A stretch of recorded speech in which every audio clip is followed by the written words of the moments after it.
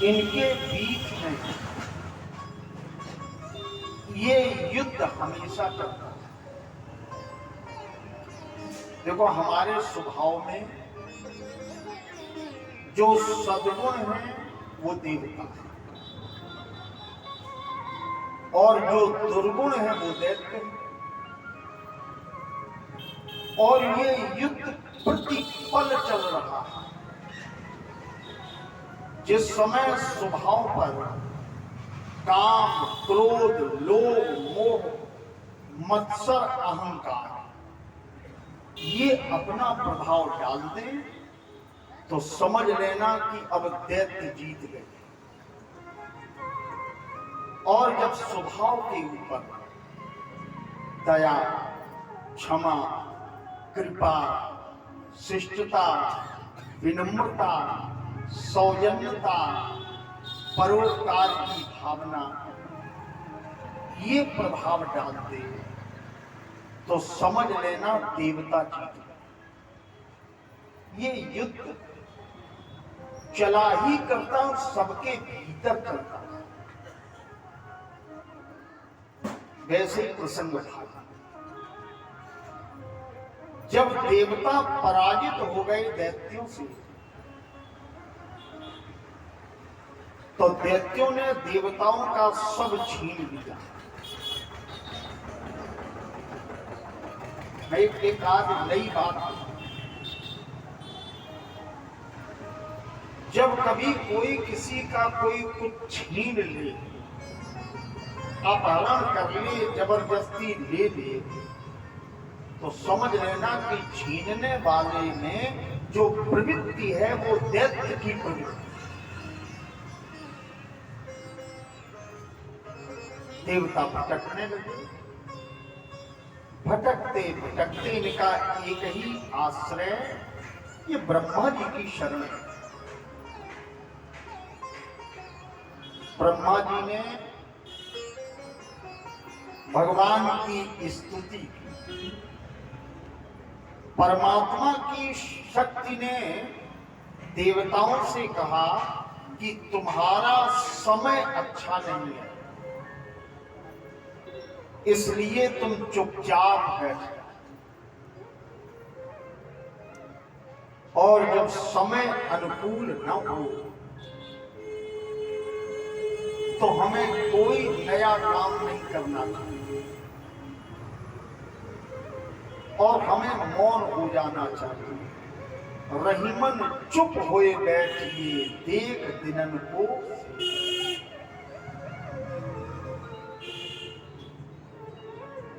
चुपचाप, क्योंकि दैत्य सबल हैं परमात्मा। आज देवता बोले, प्रभु तुम्हारी शरण में है, कोई उपाय। तब उपाय भगवान ने बताया कि क्षीर सागर में समस्त वनस्पतियों को डाल करके, औषधियों को डालकर यदि समुद्र मंथन किया जाए और उससे जो अमृत निकले, उस अमृत को देवगणों पी करके यदि तुम युद्ध करोगे तो दैत्यों पर विजय प्राप्त करोगे। भगवान ने उपाय भी बताया कि मैं स्वयं रहूंगा, मेरा अजित अवतार होगा। इसके लिए मदराचल पर्वत की मथानी बनानी है, लेकिन मंथन में देवता और दैत्य दोनों ही लगे। जीवन एक मथानी है, कभी कभी इसको दैत्य खींच लेते हैं, माने विसंगति में जीवन पड़ जाता है, और कभी कभी सुसंग की ओर चला जाता है, और यही जिंदगी का मंथन है।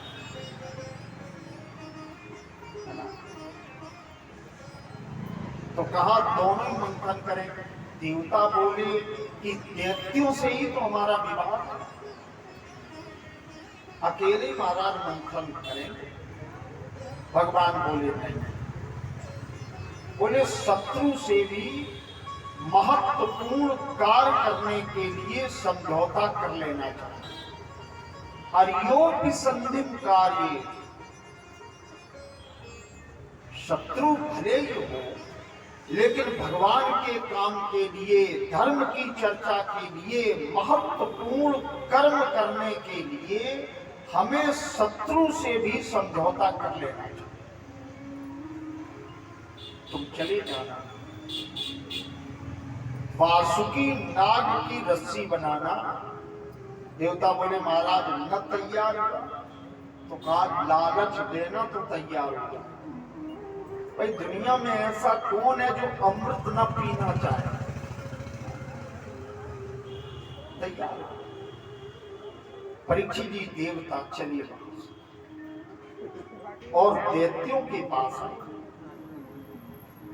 दैत्यों के पास जब आए तो दैत्यों ने अपने अपने हथियार उठाए। बोले ये आ गए युद्ध करने, समझ लो। देवता दूर से ही हाथ जोड़े, नहीं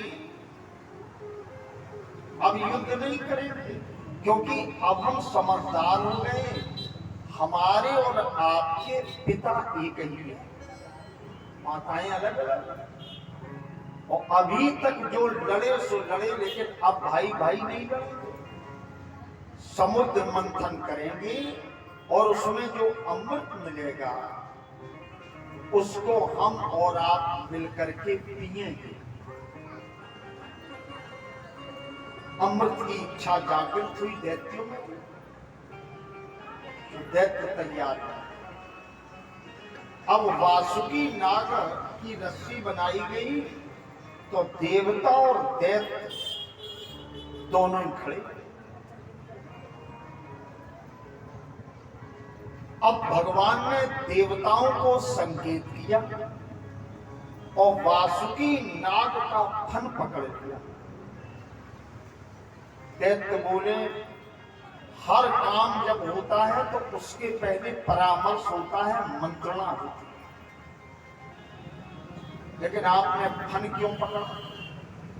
तो भगवान बड़ी मीठी बात करते हुए कहते हैं दैत्यों से, स्वयं न गृहीमो पुंछम हरेक मंगलम, पुंछम हरेक मंगलम। अरे भाई ये सर्प है, सर्प की हम पूंछ नहीं पकड़ेंगे। दैत्य बोले क्यों?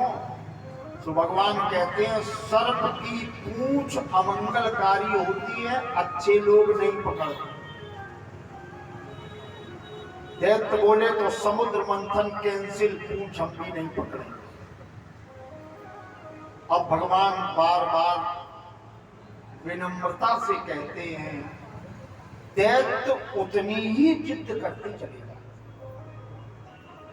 उतनी। और आज दैत्य इस पर तुल गए कि हम पूंछ नहीं पकड़ेंगे, तो भगवान मुस्कुराते हुए देवताओं को लेकर वासुकी नाग की पूंछ पकड़ करके खड़े, और दैत्यों ने फल पकड़ा। देखिए भगवान को ईश्वर भी कहा जाता है। परिभाषा है कर्तुम अकर्तुम समर्था स ईश्वर। जो करने योग्य है उसको भी करे, और जो न करने योग्य है उसको भी जो कर दे उसी को तो ईश्वर कहा जाता है। भगवान ने यहां बाप छल किया, क्योंकि अगर ठाकुर जी पहले ही पकड़ लेते पूंछ तो देवताओं को भगवान के समेत फन पकड़ना पड़ता, क्योंकि जो उल्टे लोग होते हैं वे सीधा काम तब करते हैं जब उससे उल्टी बात करो, प्रेम से बोलो राम। और बड़े विवेक की आवश्यकता होती है कि प्रतिकूल चलने वाले व्यक्ति को अनुकूल बनाना पड़े, तो ये बहुत कठिन काम है ना? देखिए, अगर अनुकूल चलने वाला है तो वो तो आपकी भावना का आदर करेगा और अनुकूल हो जाएगा। मुझे एक उदाहरण याद आया। केवट ने जब राम जी को पार कर दिया तो क्या राम जी ने अंगूठी मांगी जानकी जी से? बताइए, मांगी? राम दरबार है तो थोड़ी नहीं मांगी। लेकिन तुलसी लिखते हैं वहां संबंध भावना का, और भावना के संबंध में, भावनात्मक संबंध में बहुत कुछ कहा नहीं जाता है, लेकिन दूसरा अनुकूल हो जाता है।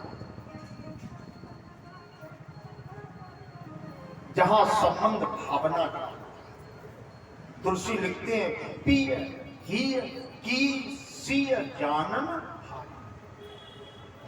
ऊपर नहीं, पिय हिय। मैं आपसे और उदाहरण, लक्ष्मण जी जनकपुर देखना चाहते हैं लेकिन राम जी से कहा नहीं,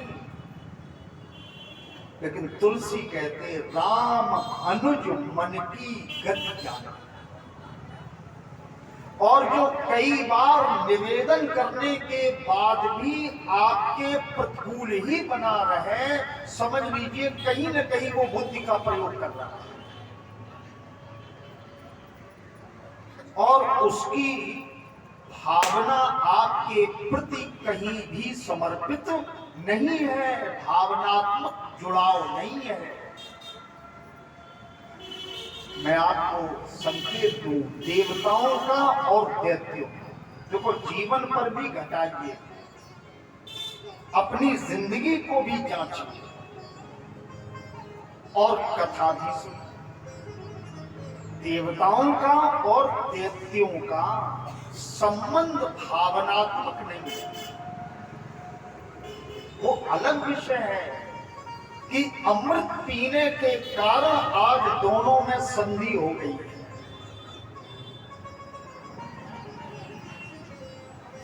लेकिन कोई कहते ये सदा सर्वदा बना रहेगा, नहीं रहेगा। निवेदन किया है देवता, तब दैत्य अनुकूल बन गए और भगवान ने पाप छल करते हुए दैत्यों को सर्प का फन पकड़ा। तो मुझे एक प्रसंग याद आया था, वैसे अभी तक हमने ये बात, ये दृष्टांत नहीं सुनाया।